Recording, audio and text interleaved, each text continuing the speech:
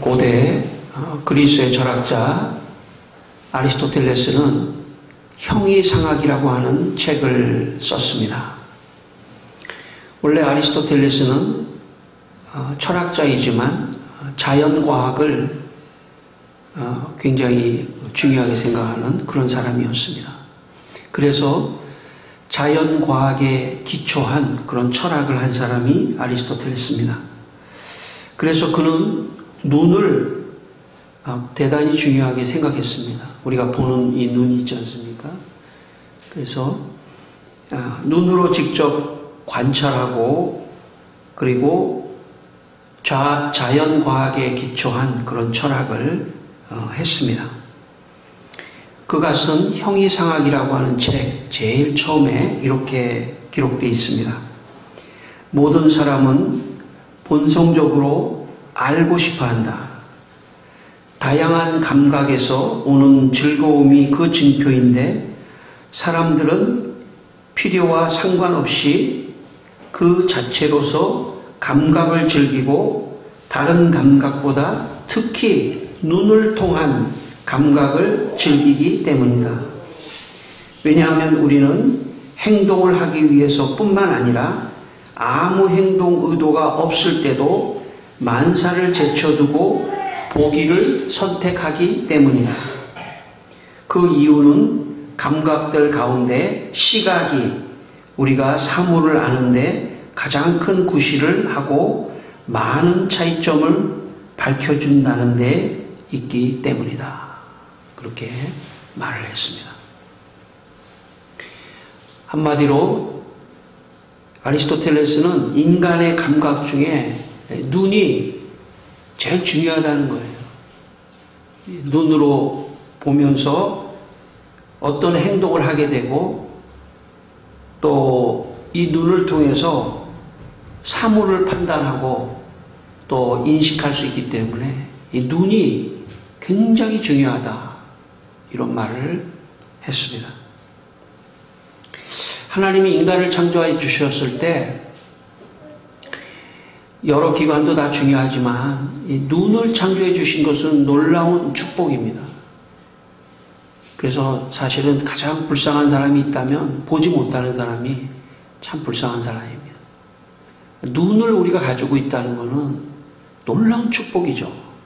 볼 수 있다는 것, 아름다운 것들을 볼 수 있고 또 내가 좋아하는 사람을 볼 수 있고 이 볼 수 있다고 하는 것은 놀라운 축복이죠. 하나님께서 그런 축복을 우리에게 주셔서 우리가 창조해 주셨을 때 이 눈을 주셨습니다.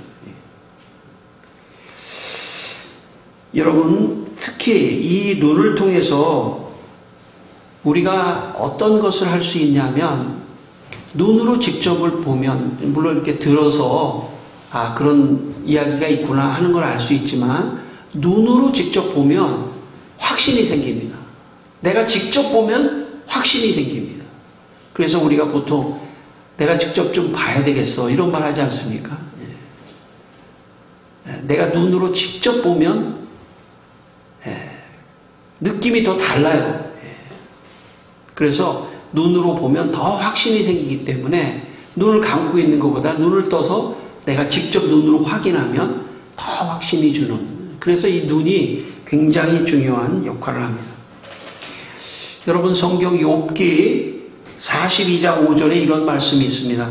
내가 주께 대하여 귀로 듣기만 하였사오나 이제는 눈으로 주를 배웠나이다.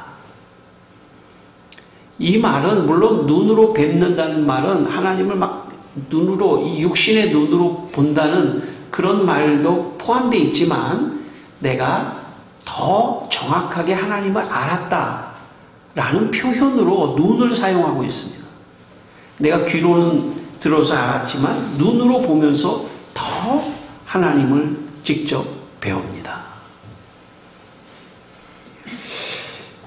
여러분 우리가 속문으로 들을 때보다도 눈으로 직접 보면 더 분명하게 알게 되고 확신을 가지게 되는 것입니다. 오늘 이 시간 우리 모두에게 이 눈을 주신 하나님을 감사하고 눈을 통해서 많은 것을 보고 또 확신하고 하시는 여러분 되시기를 바랍니다. 오늘 본문 9절의 말씀을 한번 보겠습니다. 우리 9절 말씀 다시 한번 우리 9절의 말씀을 한번 보겠습니다. 자, 같이 한번 9절의 말씀을 읽어보겠습니다. 이 말씀을 마치시고 그들이 보는 데 올려져 가시니 구름이 그를 가리어 보이지 않게 하더라. 예. 여러분, 예수님께서 오늘 제자들에게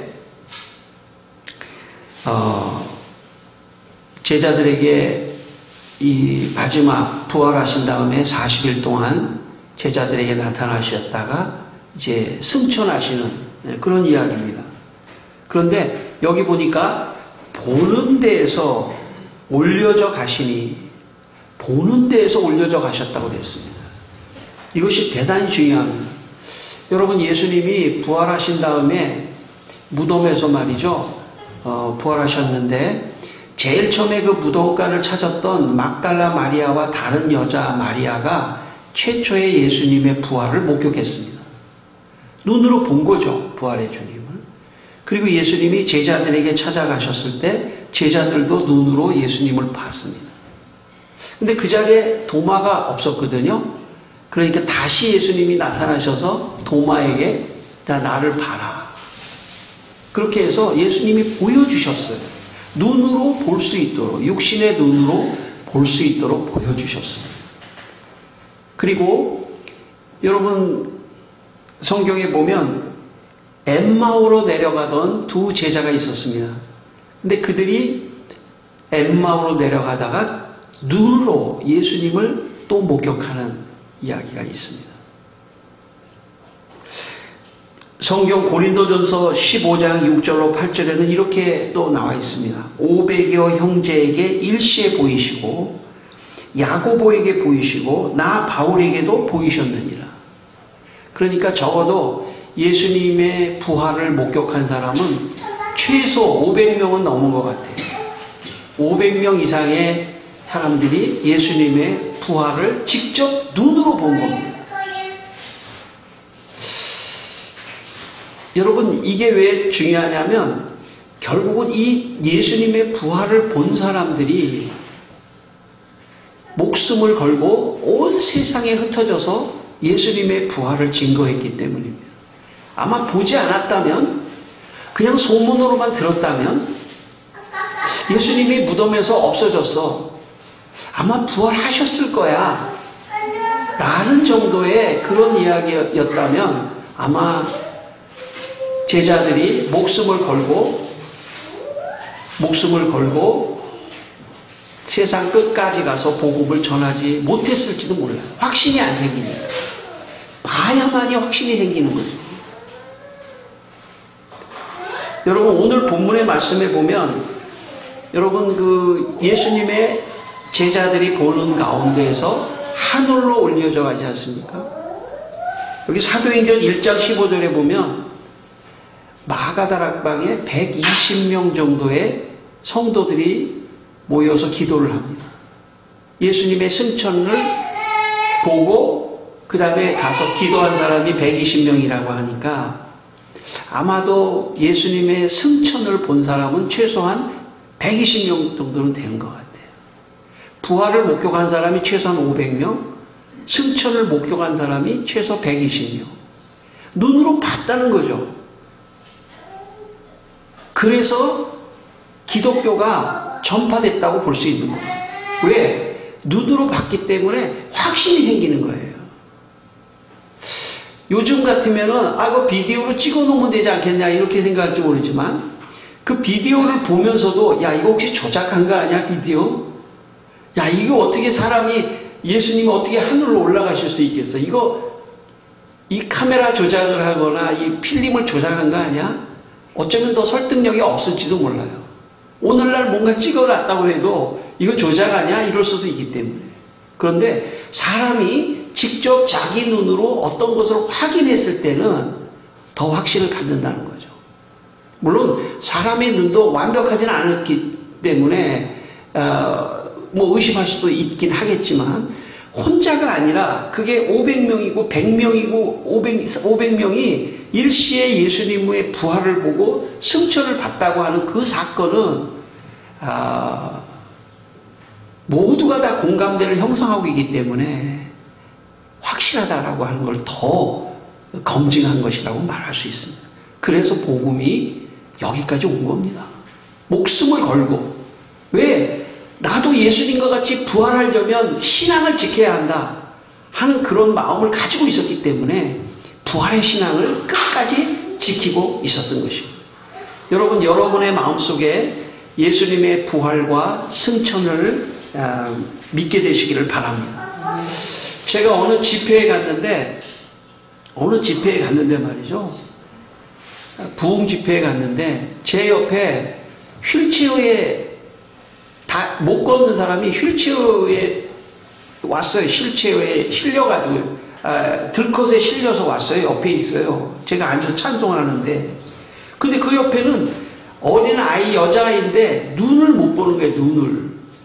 그런데 집회 시간에 집회가 막 하고 있는데 안수 받는 사람 나오라고 그랬는데 목사님이 안수를 해주니까 휠체어 들컷에 실린 사람이요.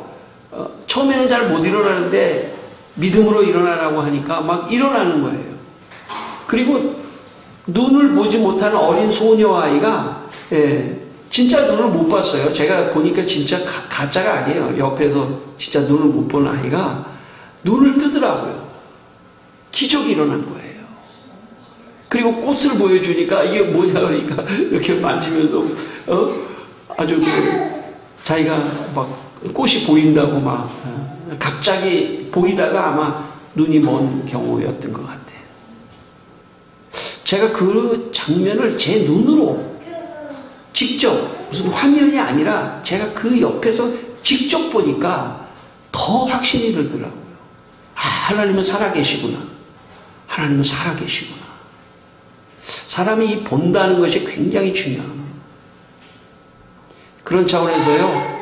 여러분 예배도 물론 화면으로 예배할 수 있겠지만 그래서 저는 우리가 어쩔 수 없는 경우는 그럴 수도 있지만 참 하나님의 집에 나와 예배의 공간에 나와 같이 보면서 같이 예배를 드리고 찬송하고 또 서로 교제하고 저는 이런 것들이 중요하다고 생각합니다. 그래야만이 우리가 믿음이 더 확신이 생기기 때문에 그렇습니다. 오늘 11절 말씀 다시 읽겠습니다. 11절 말씀입니다. 같이 읽겠습니다. 이르되 갈릴리 사람들아 어찌하여 하늘을 쳐다보느냐 너희 가운데서 하늘로 올려주신 이 예수는 하늘로 가심을 본 그대로 오시리라 하였느니라. 아멘. 예수님이 승천하는 것을 제자들이 다 보고 있었더니 천사가 나타나서 뭐라고 말하냐면 갈릴리 사람들아 왜 하늘을 쳐다보고만 있느냐. 다시 그 말은 뭐냐면 예수님이 완전히 가신 게 아니야. 하늘로 가신 본 그대로 다시 오실 거야. 그렇게 지금 말씀합니다. 하늘로 올려진 그대로 예수님은 다시 오실 거야. 여러분 사람이 어떻게 여러분 위로 높이뛰기 하는 사람이 아무리 높이뛰기를 많이 해도 2m 조금 넘을까요? 높이뛰기 하면서 한 2m 정도 넘을 수 있을까요? 어떻게 사람이 하늘로 올라갈 수 있겠습니까? 아마 이 사람들은 그런 광경을 태어나서 처음 봤을 거예요. 여기 한 몇백 명의 사람들이 태어나서 처음 봤을 거예요. 얼마나 보통 일이 아니죠. 어떤 기적을 맛보는 충격을 맛봤을 겁니다. 야, 예수님이 진짜 부활하셨구나. 야, 하늘로 올라가셨구나. 본 그대로 예수님 다시 오실 거구나. 그 신앙의 확신이라고 하는 것은 목숨을 걸 만큼의 확신이에요. 누가 가짜로 한 게 아니기 때문에 자기 눈으로 봤기 때문에. 그래서 여러분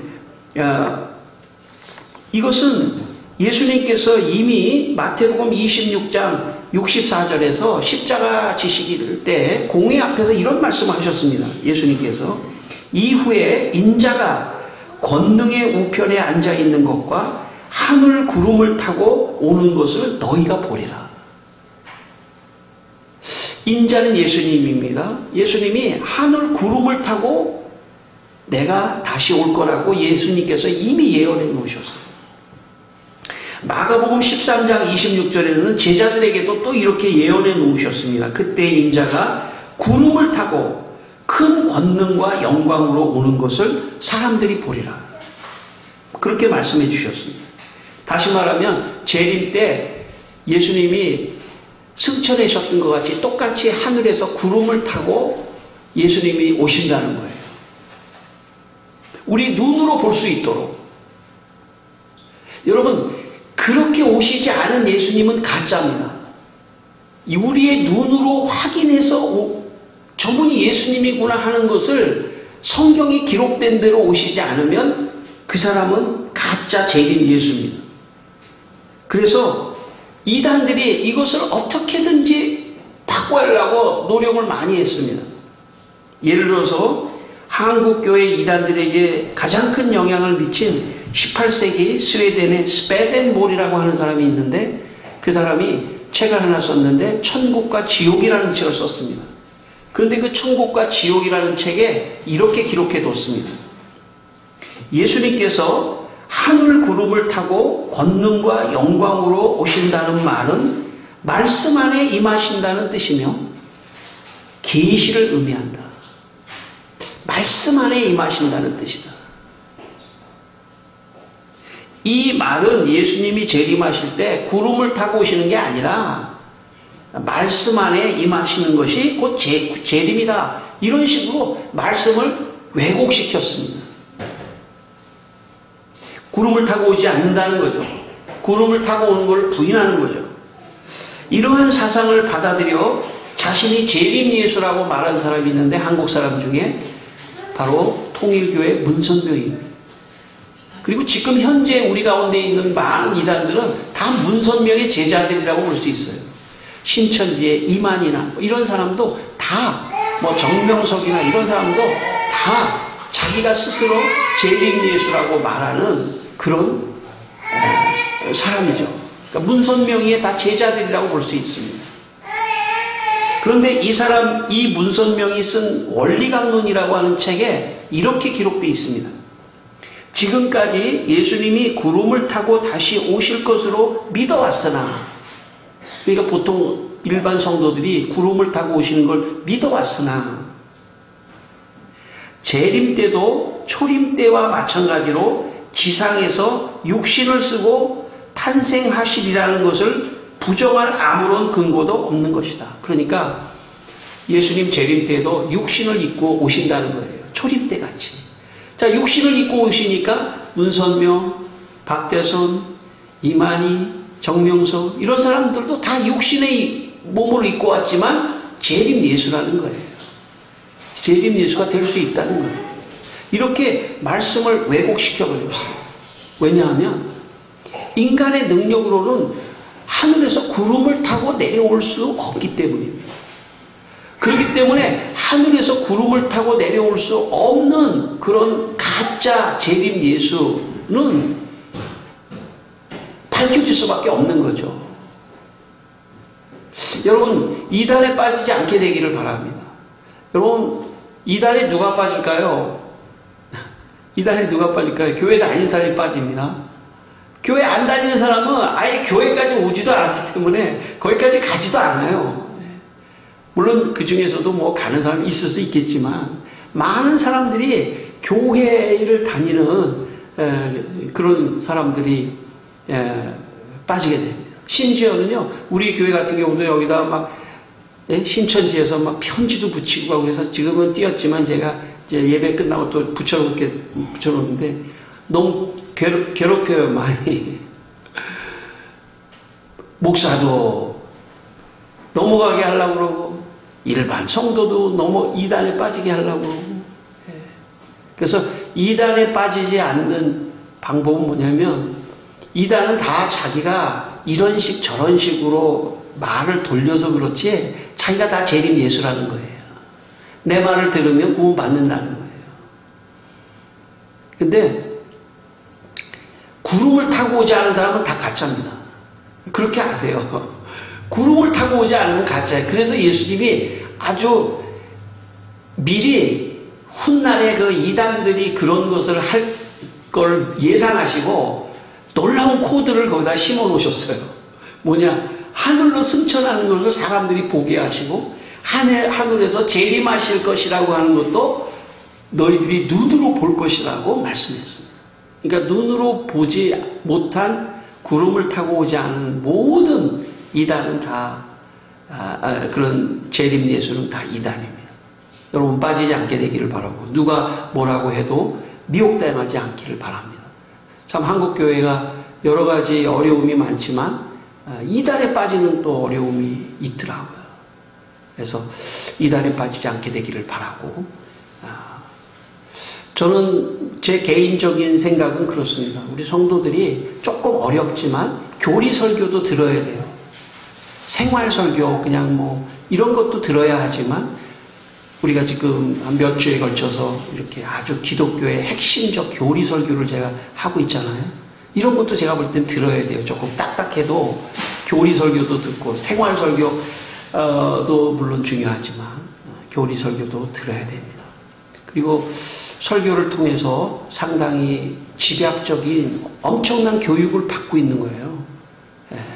우리가 30분 정도 설교를 듣지만 그 설교를 통해서 아주 집약적인 교육을 받는 거기 때문에 조금 어려워도 우리가 설교를 경청하는 것이 이단에 빠지지 않는 그런 길이라고 보고 오늘 이 말씀 때문에 반대로 이단이 아닌 반대로 자유주의 신학자들은 어떻게 예수님이 하늘로 올라갈 수 있느냐 어떻게 구름을 타고 오겠느냐 이것은 합리적으로 생각할 때 불가능한 일이다. 과학적으로 생각할 때 불가능한 일이다. 이렇게 또 반대급부에서는 예수님의 이 재림을 부정합니다. 그러나 성경에 기록된 대로 우리는 예수님의 승천도 믿고 재림도 믿습니다. 그리고 예수님이 직접 말씀하신 것이기 때문에 우리가 구름을 타고 예수님이 오신다는 말씀도 우리가 믿는 것입니다. 성도 여러분, 여러분도 예수님 말씀하신 이 말씀을 믿게 되시기를 바랍니다. 데살로니가 전서 4장 16절로 17절 말씀에 이런 말씀이 있습니다. 주께서 호령과 천사장의 소리와 하나님의 나팔 소리로 친히 하늘로부터 강림하시리니 그리스도 안에서 죽은 자들이 먼저 일어나고 그 후에 우리 살아남은 자들도 그들과 함께 구름 속으로 끌려올려 공중에서 주를 영접하게 하시리니 그리하여 우리가 항상 주와 함께 있으리라. 여러분, 바울이 데살로니가 교회 성도들에게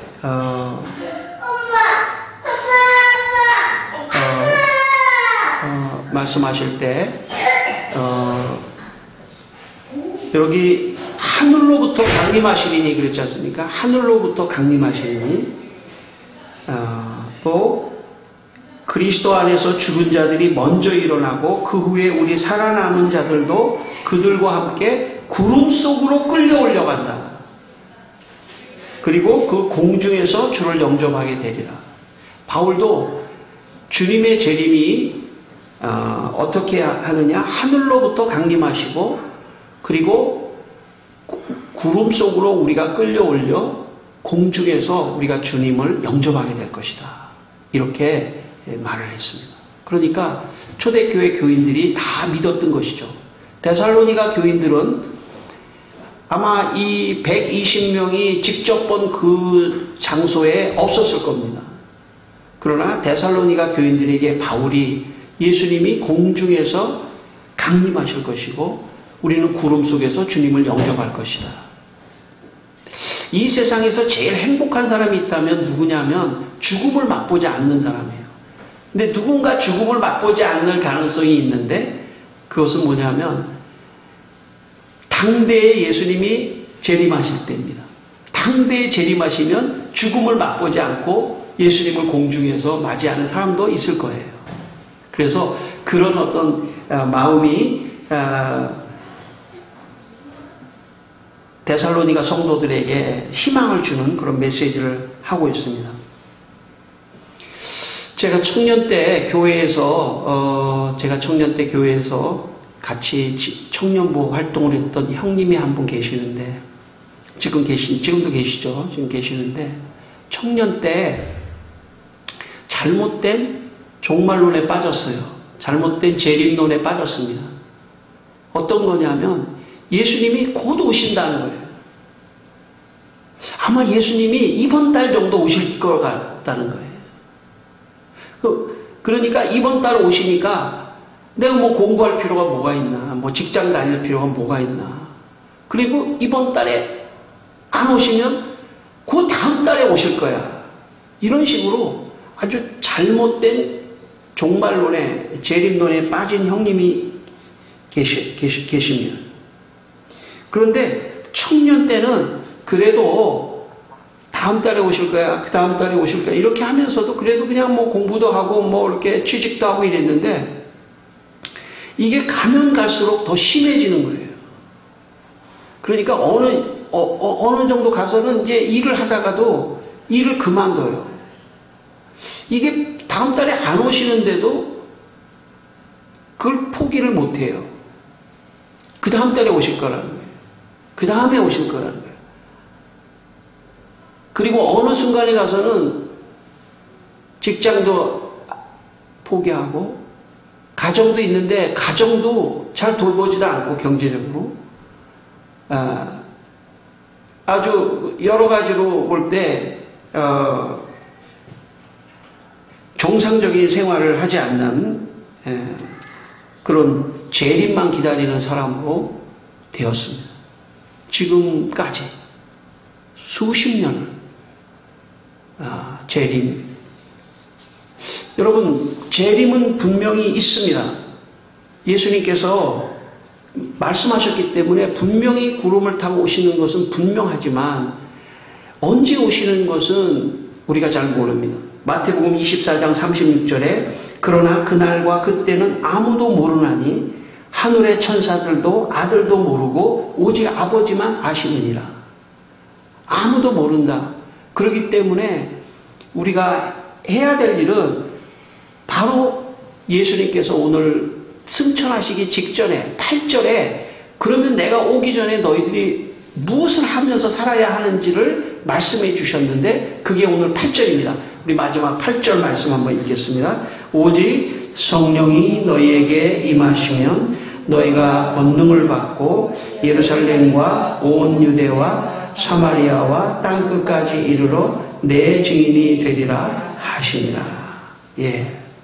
예수님께서 내가 재림할 때까지 너희들은 이 세상에서 해야 되는 사명이 있는데 그것은 성령을 받고 예루살렘과 온 유대와 사마리아와 땅끝까지 이르러 내 증인이 되리라. 내 증인이 되어라. 이것이 이 세상에서 남아있는 사람들이 해야 할 인생의 사명이라고 말씀합니다. 여러분, 베드로후서 3장 9절에 이런 말씀이 있습니다. 주의 약속은 어떤 이들이 더디다고 생각하는 것 같이 더딘 것이 아니라 오직 주께서는 너희를 대하여 오래 참으사 아무도 멸망하지 아니하고 다 회개하기에 이르기를 원하시느니라. 그러니까 지금 예수님이 재림을 안 하시는 이유는 한 사람이라도 더 회개하고 예수 믿게 하기 위해서 그렇게 하시겠다고 말씀하신 것입니다. 그래서 우리가 이 세상에서 사는 동안 우리의 사명이 있다면 예수님을 증거하는 삶이 이 세상에 살아있는 목적입니다. 뿐만 아니라 우리가 이 세상에 살면서 하나님의 축복을 많이 받고 또 자기가 하고 싶은 일을 또 마음껏 하면서 하나님 축복을 받고 행복하게 사는 것이 우리가 이 세상에서 할 일입니다. 너무 예수님의 재림에 너무 집착해서 생활이 망가지면 안 돼요. 예. 신앙생활에도 마찬가지입니다. 신앙생활도 하나님 잘 믿으면서 내 생활도 균형 있게 하면서 또 복음도 전하면서 이렇게 몇 가지를 균형 있게 잘 사는 것, 그것이 우리가 이 세상에서 살아가야 하는 삶의 유형인 것입니다. 그럼에도 불구하고 성도 여러분, 예수님이 구름을 타고 오신다는 이 신앙을 꼭 마음에 간직하면서 살아가게 되시기를 주의 이름으로 축원하며 기도하겠습니다. 우리 한번 기도하겠습니다. 아버지 하나님, 주님의 재림의 신앙 다시 오실 것을 저희들이 믿습니다. 우리가 주님 성경 말씀에 눈으로 본 그대로 아버지 오시겠다고 말씀하신 그 말씀을 저희들이 믿습니다. 주여, 이 세상에 살면서 주님이 다시 우리를 완전하게 구원하시기 위하여 오는 재림의 신앙을 가지고 저희들이 살아갈 수 있게 도와주시옵소서. 사랑하는 주님, 오늘도 우리 성도들 마음 안에 재림의 신앙을 가질 수 있도록 축복하여 주시옵소서. 하나님 아버지, 예수님이 구름을 타시고 재림하시는 것을 믿습니다. 그동안 우리는 이 세상에 살면서 예수님을 증거하고 우리에게 주신 생명의 시간 동안 하고 싶은 것들을 마음껏 하고 하나님이 주시는 축복을 많이 받으며 행복하게 살게 하여 주시옵소서. 예수님의 이름으로 기도드립니다. 아멘.